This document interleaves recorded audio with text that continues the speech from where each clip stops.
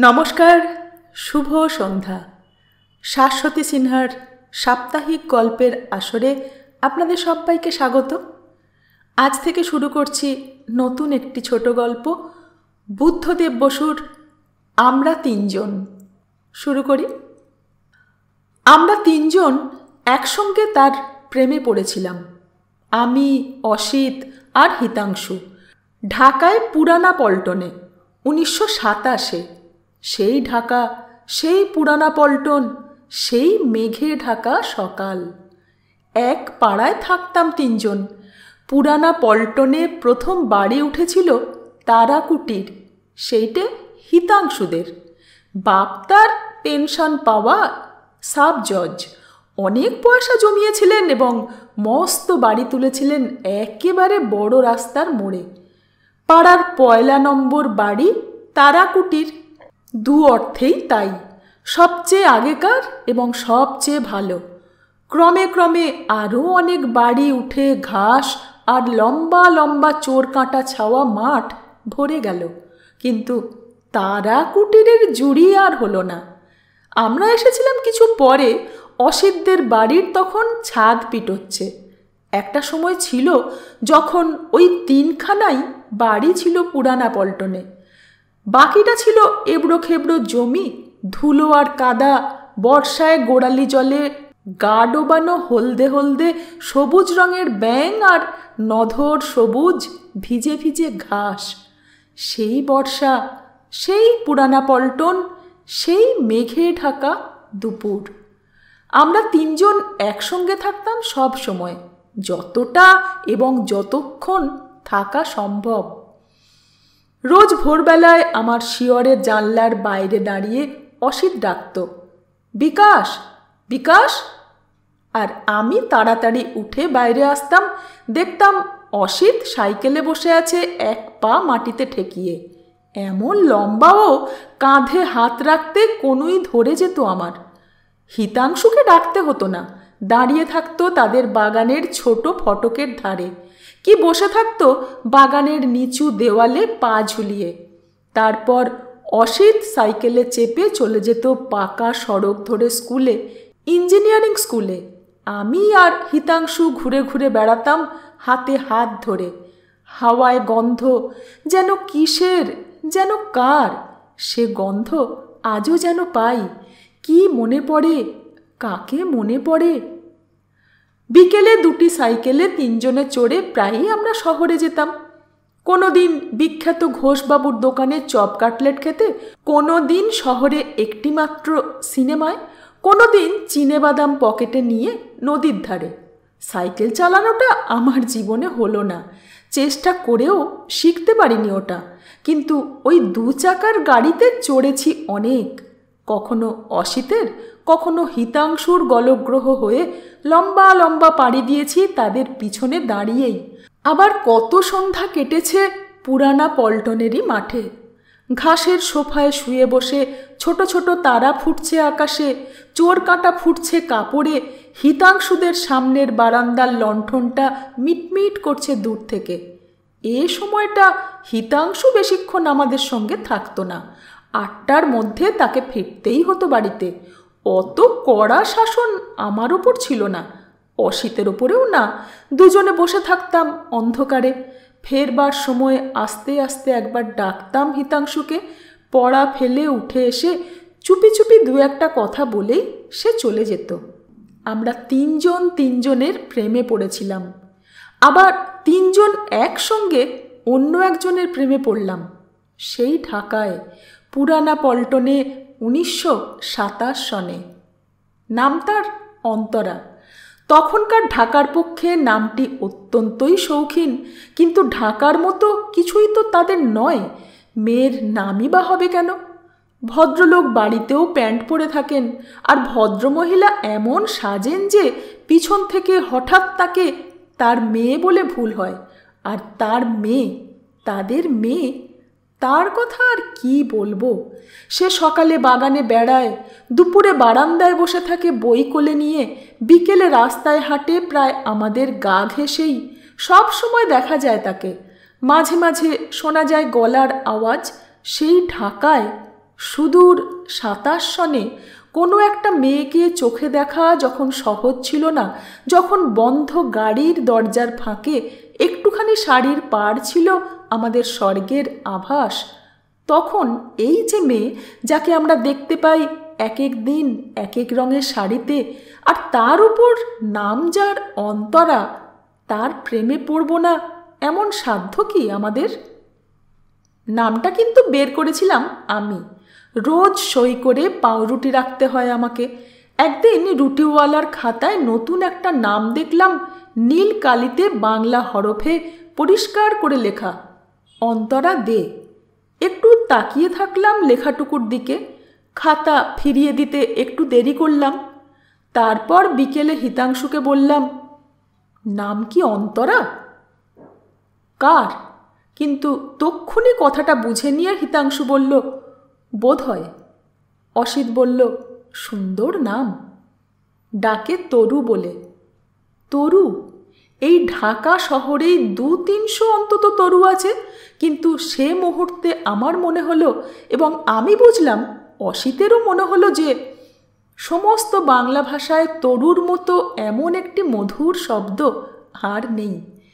তা হোক, হিতাংশুর একটু বাজে কথা বলা চাই, কেননা যাকে নিয়ে বা যাদের নিয়ে কথা হচ্ছে তাদেরই বাড়ির একতলায় তারা ভাড়াটে। আমাদের চাইতে বেশি না জানলে ওর মান থাকে না। তাই ও নাকের বাঁশিটা একটু কুঁচকে বলল, অন্তরা থেকে তরু, এটা কিন্তু আমার ভালো লাগে না। ভালো না কেন? খুব ভালো। গলা চড়িয়ে দিলাম, কিন্তু ভিতরটা কেমন দমে গেল। আমি হলে অন্তরাই ডাকতাম। কি সাহস, কি দুঃসাহস! তুমি ডাকতে, তাও আবার নাম ধরে! ইস! প্রতিবাদের তাপে আমার মুখ গরম হয়ে উঠল। বেশ চোখা চোখা কয়েকটা কথা মনে মনে গোছাচ্ছি, ফস করে অসিত বলে উঠল, আমিও তাই। বিশ্বাসঘাতক! এরকম ছোট ছোট ঝগড়া প্রায়ই হতো আমাদের। এমন দিন যায় না যেদিন ওকে নিয়ে কোনো কথা না হয়, আর এমন কোনো কথা হয় না যাতে 3 জনেই একমত হতে পারি। সেদিন যে নীল শাড়ি পরেছিল তাতেই বেশি মানিয়েছিল, না কালকের বেগুনি রঙেরটায় সকালে যখন বাগানে দাঁড়িয়েছিল তখন পিঠের ওপর বেনি দুলছিল, না চুল খোলা ছিল, বিকেলে বারান্দায় বসে কোলের ওপর কাগজ রেখে কি চিঠি লিখছিল, না আঁক কষছিল, এমনই সব বিষয় নিয়ে চেঁচামেচি করে আমরা গলা ফাটাতুম। সবচেয়ে বেশি তর্ক হতো যে কথা নিয়ে, সেটা একটু অদ্ভুত। ওর মুখের সঙ্গে মোনালিসার মিল কি খুব বেশি, না অল্প একটু, না কিছুই না? আমি তখন প্রথম মোনালিসার ছাপা ছবি দেখেছি এবং বন্ধুদের দেখিয়েছি। হঠাৎ একদিন আমারই মুখ দিয়ে বেরোলো কথাটা, ওর মুখ অনেকটা মোনালিসার মতো। তারপর এ নিয়ে অসংখ্য কথা খরচ করেছি আমরা, কোনো মীমাংসা হয়নি। তবে একটা সুবিধা এই হলো যে আমাদের মুখে মুখে ওর নাম হয়ে গেল মোনালিসা। অন্তরাতে যতই সুর ঝরুক, তরুতে যতই তরুণতা, যে নামে ওকে সবাই ডাকে সে নামে তো আমরা ওকে ভাবতে পারি না। অন্য একটি নাম, যা শুধু আমরা জানি আর কেউ জানে না, এমন একটি নাম পেয়ে আমরা যেন ওকেই পেলাম। হিতাংশুকে প্রায়ই বলতাম, তোমার সঙ্গে একদিন আলাপ হবেই, একই তো বাড়ি। আর হিতাংশুও একটু লাল হয়ে বলতো, যা। যার মানে হচ্ছে যে সেটা হলেও হতে পারে, আর তা নিয়ে অনেক জল্পনা কল্পনাই চলতো আমাদের, কিন্তু মনে মনে আমরা ধরেই নিয়েছিলাম যে এসব কিছু না, শুধুই কথার কথা। একদিন সন্ধ্যার একটু পরে 3 জনে ফিরছি সাইকেলে রমনা বেরিয়ে। আমি হিতাংশুর পিছনে নির্জন পথে নিশ্চিন্তে গল্প চালিয়েছি। হঠাৎ হিতাংশু কথা বন্ধ করে সাইকেলের ওপর কীরকম কেঁপে উঠল। সঙ্গে সঙ্গে আমি প্রায় পড়ে যাচ্ছিলাম সাইকেল থেকে। টাল সামলাতে গিয়ে টেনে ধরলাম হিতাংশুর জামার গলা। উফ বলে সে নেমে পড়ল। আমি পায়ের তলায় মাটি পেলাম। সঙ্গে সঙ্গে মোটা গলায় কে একজন বলে উঠলেন, টেক কেয়ার ইয়ং ম্যান। তাকিয়ে দেখি ঠিক আমাদের সামনে দে সাহেব দাঁড়িয়ে, আর তার স্ত্রী আর কন্যা। অসিত সাইকেলটা একটু ঘুরিয়ে এক পা মাটিতে ঠেকিয়ে চুপ করে আছে। তার মুখের ভাবটা বেশ বীরের মতো। রিয়েলি ইউ মাস্ট, বলতে বলতে দে সাহেব হিতাংশুর মুখের উপর চোখ রাখলেন। ও ইটস ইউ, কেশববাবুর ছেলে। আমি স্পষ্ট দেখলাম হিতাংশুটা বোকার মতো ফ্যাল করে তাকিয়ে আছে। আর এরা তিনজনকে একসঙ্গেই তো দেখতে পাই সব সময়। বন্ধু বুঝি? বেশ বেশ, আই লাইক ইয়াং মেন। এসো একদিন আমাদের ওখানে তোমরা। ওরা চলে গেলেন। আমরা রাস্তা ছেড়ে মাঠে নেমে ঘাসের ওপর পাশাপাশি শুয়ে পড়লাম লম্বা হয়ে। একটু পরে অসিত বলল, কি কাণ্ড, হিতাংশু ঘাবড়ে গিয়েছিলে না? না তো, ঘাবড়াবো কেন, ব্রেকটা হঠাৎ। কোনো দিন তো এরকম হয় না, আর আজ কিনা ওদের সামনে। বেশ তো, হয়েছে কি, কারো গায়েও পড়েনি, পড়েও যায়নি, হঠাৎ ব্রেক কষতে গিয়ে। না না, তুমি তো ঠিকই নেমেছিলে, তবে তোমার মুখটা যেন কেমন হয়ে গিয়েছিল। আর বিকাশ তো। আমার নাম করতেই আমি খেকিয়ে উঠলাম। চুপ করো, ভালো লাগে না। ও বোধহয় একটু হেসেছিল। অসিত তবু ছাড়ল না। ও বলতে কাকে বোঝায় তা বোধহয় না বললেও চলে। হেসেছিল তো বয়ে গেল। চিৎকার করল হিতাংশু, কিন্তু সে চিৎকার যেন কান্না। তুমি দেখেছিলে বিকাশ, ঠিক মোনালিসার হাসির মতো কি? যা বোঝো না তা নিয়ে ঠাট্টা করো না। বলতে গিয়ে আমার গলা ভেঙে গেল। সে রাত্রে ভালো ঘুমোতে পারলাম না। 2 দিন আধমরা হয়ে রইলাম, 7 দিন মন মরা। রাগ করি আর যাই করি, আমাদের মধ্যে অসিতটাই তুখোড়। সে কেবলই বলতে লাগলো, চলো না একদিন যাই আমরা ওদের ওখানে। পাগল? পাগল কেন, দে সাহেব তো বললেন যেতে, বললেন না? ক্রমে ক্রমে হিতাংশুর আর আমারও ধারণা জন্মালো যে দে সাহেব সত্যিই আমাদের যেতে বলেছেন। আমরা গেলে রীতিমতো সুখী হবেন তিনি, না গেলে দুঃখিত হবেন, এমনকি তাকে অসম্মানই করা হবে তাতে। তার সম্মান রক্ষার জন্য ক্রমশই আমরা বেশি রকম ব্যস্ত হতে লাগলাম। রোজ সকালে স্থির করি আজ, রোজ বিকেলে মনে করি আজ থাক। কোনোদিন দেখি ওরা বাগানে বসেছেন বেতের চেয়ারে, কোনোদিন বাড়ির সামনে মোটর গাড়ি দাঁড়ানো, তার মানে শহরের একমাত্র ব্যারিস্টার দাস সাহেব বেড়াতে এসেছেন। আর কোনোদিন বা চুপচাপ দেখে ধরে নি ওরা বাড়ি নেই। দৈবাত একদিন হয়তো চোখে পড়ে দে সাহেব একা বসে খবরের কাগজ পড়ছেন। মনে হয় এইটে ভারী সুসময়, কিন্তু বাগানের গেটের সামনে পা থমকে যায় আমাদের। অসিতের যতটা নয় ততটা হিতাংশুর, হিতাংশুর ততটা নয় যতটা আমার। একটু ঠেলাঠেলি ফিসফিসানি হয়, আর শেষ পর্যন্ত তারাকুটির ছাড়িয়ে মোড় ঘুরে আমরা অন্যদিকে চলে যাই। কেবলই মনে হয় এখন গেলে বিরক্ত হবেন। আবার তখনই ভাবি, বিরক্ত কেন, আর এ নিয়ে এত ভাববারই বা কী আছে? মানুষ কি মানুষের সঙ্গে দেখা করে না? আমরা চোরও নই, ডাকাতও নই, যাব, বসবো, আলাপ করব, চলে আসব, ব্যাস। সেদিন আকাশে মেঘ টিপটিপ বৃষ্টি। বাইরে থেকে মনে হলো ওরা বাড়িতেই আছেন। ছোট্ট গেট ঠেলে সকলের আগে ঢুকলো অসিত, লম্বা ফর্সা সুশ্রী, তারপর হিতাংশু, গম্ভীর চশমা পরা ভদ্রলোক মাফিক, আর সকলের শেষে মুচকে আমি। বাগান পার হয়ে বারান্দায় উঠে দাঁড়ালাম আমরা। কাউকে ডাকবো কি না, কাকে ডাকবো, কি বলে ডাকবো, এসব আমরা যতক্ষণ ধরে ভাবছি ততক্ষণে পর্দা ঠেলে দে সাহেব নিজেই বেরিয়ে এলেন। দাঁতের ফাঁকে পাইপ চেপে ধরে বললেন, ইয়েস। এই বিজাতীয় সম্ভাষণে সপ্রতিভ অসিত একটু বিচলিত হলো। আমরা এসেছিলাম, আপনি বলেছিলেন। আবছা আলোয় তখন দে সাহেব আমাদের চিনলেন। ও তোমরা, তা।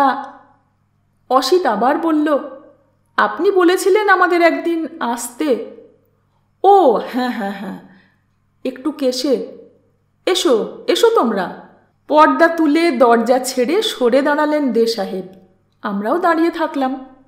যাও, ভেতরে যাও। ঢুকতে গিয়ে হিতাংশু তার নিজেরই বাড়ির চৌকাঠে হোঁচট খেয়ে আমার পা মারিয়ে দিল। খুব লাগলো আমার, কিন্তু চুপ করে থাকা ছাড়া তখন আর উপায় কি? আমাদের কাদা মাখা স্যান্ডেলে ঝকঝকে মেঝে নোংরা করে এলাম আমরা।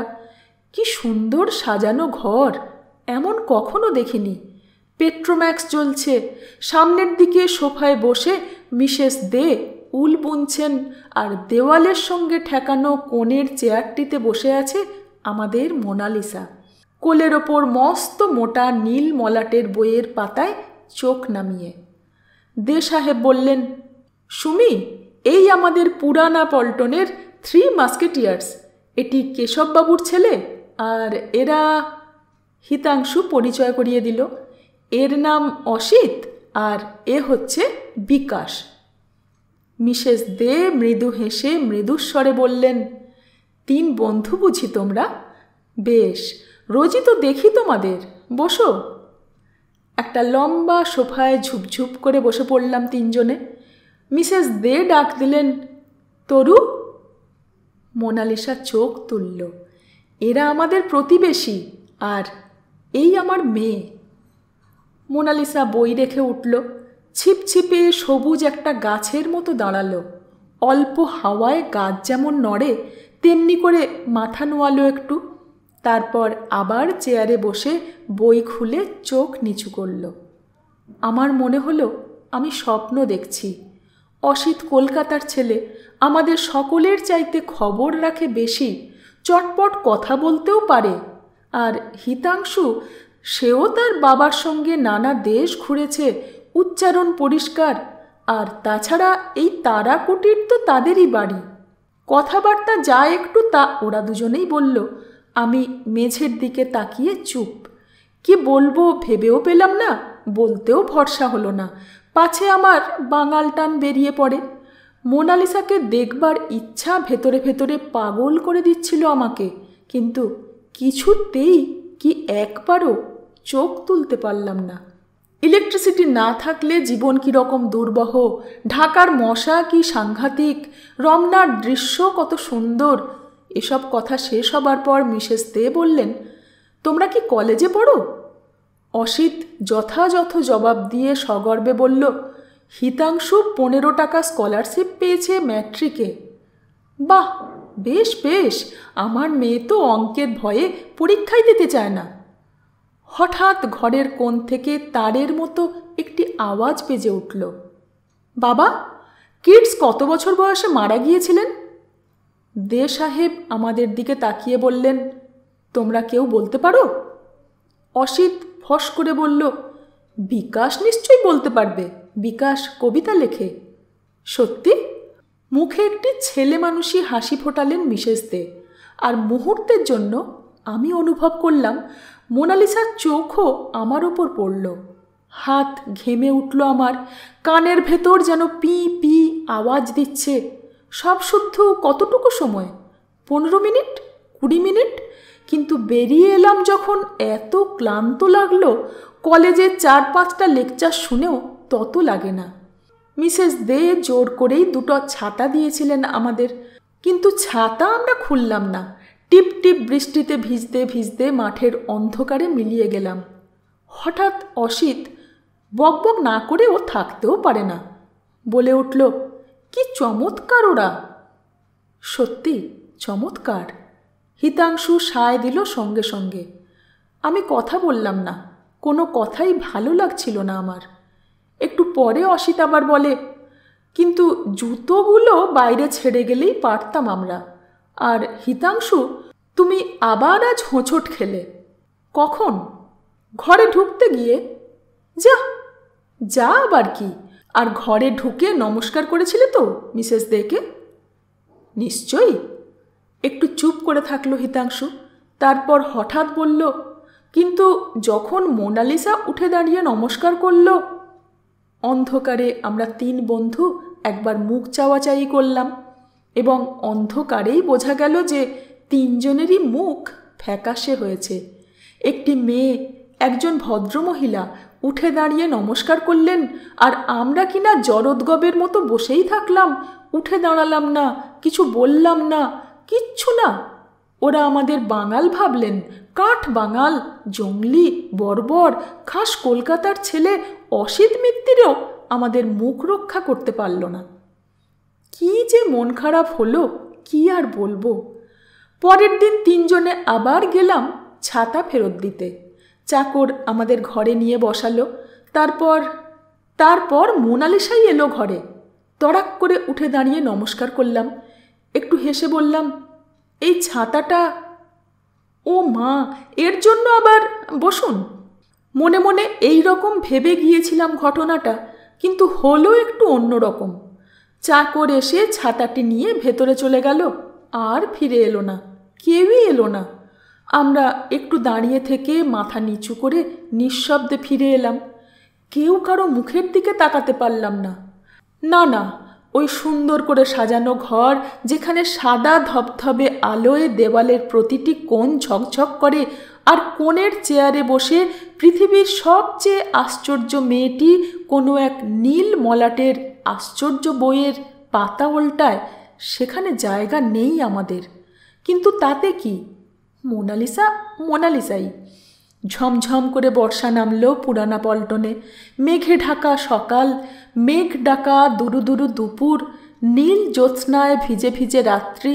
15 দিন ধরে প্রায় অবিরাম বৃষ্টির পর প্রথম যেদিন রোদ উঠল, সেদিন বাইরে এসে দেখি শহরের সবচেয়ে বড় ডাক্তারের মোটর গাড়ি তারাকুটিরের সামনে দাঁড়িয়ে। হিতাংশুকে জিজ্ঞেস করলাম, তোমাদের বাড়িতে কারো অসুখ নাকি? না তো। তবে কি ওদের বাড়িতে? প্রশ্নটা উচ্চারিত না হয়েও ব্যক্ত হলো। পরের দিন হিতাংশু গম্ভীর মুখে বলল, ওদের বাড়িতেই অসুখ। কার? ওরই অসুখ। ওর অসুখ? ওর। সেদিনও বড় ডাক্তারের গাড়ি দেখলাম। তার পরদিন দুবেলাই। আমরা কি একবার যেতে পারি না? কিছু করতে পারি না? ঘুরঘুর করতে লাগলাম রাস্তায়, ডাক্তারের গাড়ির আড়ালে। ডাক্তার বেরিয়ে এলেন। দে সাহেব সঙ্গে সঙ্গে গেট পর্যন্ত। আমাদের চোখেই দেখলেন না তিনি। তারপর হঠাৎ দেখতে পেয়ে বললেন, তোমরা একবার যাও তো ভেতরে, উনি একটু কথা বলবেন। সিঁড়ির ওপরের ধাপে দাঁড়িয়েছিলেন মিসেস দে। এক সিঁড়ি নিচে দাঁড়িয়ে অসিত বলল, আমাদের ডেকেছেন মাসিমা? কলকাতার ছেলে ডাকটাকগুলো দিব্যি আসে, আমি মরে গেলেও ওসব পারি না। মিসেস দে বললেন, তরুর অসুখ। তার কণ্ঠস্বর আমার বুকে ছুরি বিঁধিয়ে দিল। কি অসুখ? টাইফয়েড। ওই ভয়ঙ্কর শব্দটা আস্তে উচ্চারণ করে তিনি বললেন, আমার কিছু ভালো লাগছে না।